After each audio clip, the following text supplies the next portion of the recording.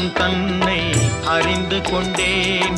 உன் முத்தான தத்துவமே புரிந்து கொண்டேன். முருகா உன் குணம் தன்னை அறிந்து கொண்டேன். உன் முத்தான தத்துவமே புரிந்து கொண்டேன்.